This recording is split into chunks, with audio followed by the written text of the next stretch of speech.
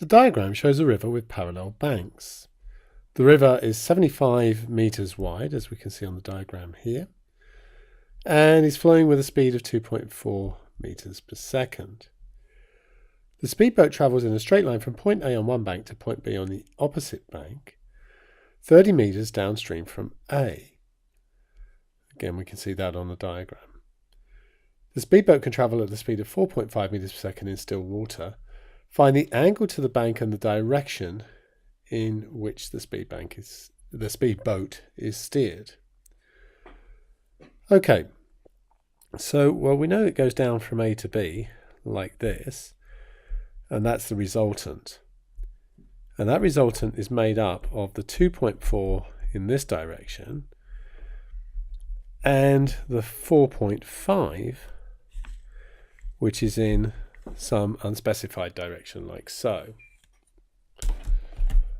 Okay, so what can we figure out here? Well, first of all, we can find this angle, and that angle would be the same as this angle here, which is this angle on my diagram. So let's just call that angle alpha for the moment. And that angle is going to be the inverse tangent of 75 over 30. Just ordinary trigonometry there. So we're going to go inverse tangent of 75 over 30. And that's going to give me 68, let's call that 68.20. So this is 68.20. Now, of course, this is also 68.20 because the 2.4 on the riverbank being parallel. Now I could work out this angle, which I'm going to call beta, using the sine rule. So sine of beta divided by 2.4 is going to be the sine of 68.20 divided by 4.5. So, well, we can just go straight to finding beta from there. So beta is going to be the inverse sine of, so the 2.4 would come up over here, so 2.4 multiplied by the sine of 68.20 and divide that by 4.5, and that's going to give me 29.68 degrees. So the angle to the bank for the speedboat, which I'll call gamma here, gamma is just going to be equal to 180, take away 29.68, take away 68.20. So we've got 180, take away 29.68, take away 68.2, and that is going to give me 82.12 degrees. So let's say 82.1 degrees, and that is upstream.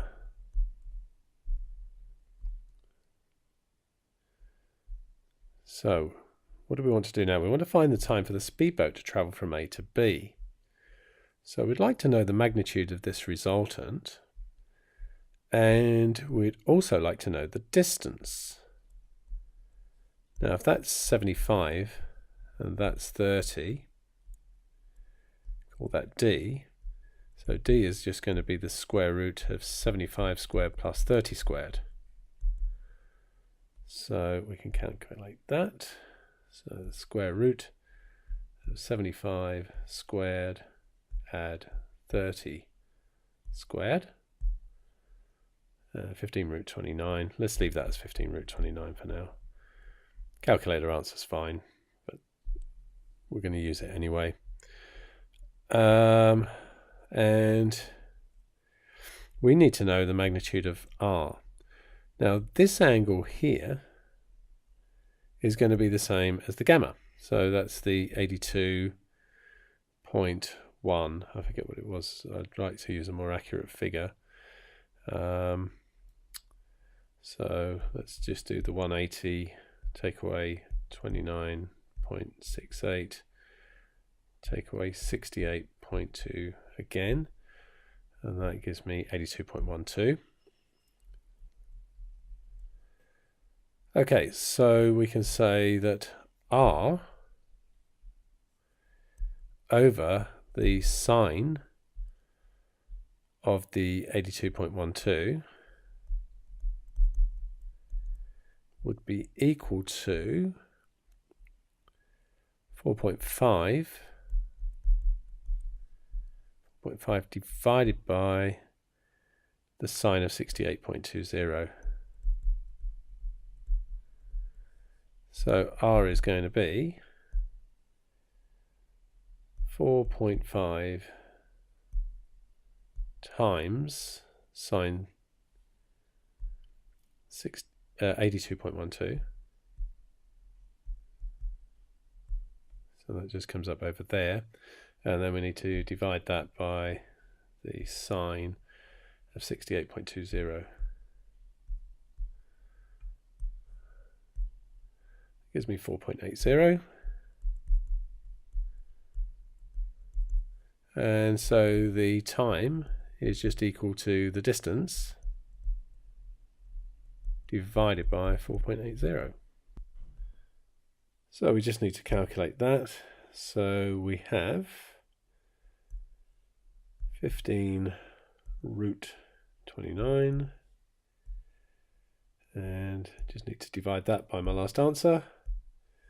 And that's 16.8, so we'll call that 16.8 seconds.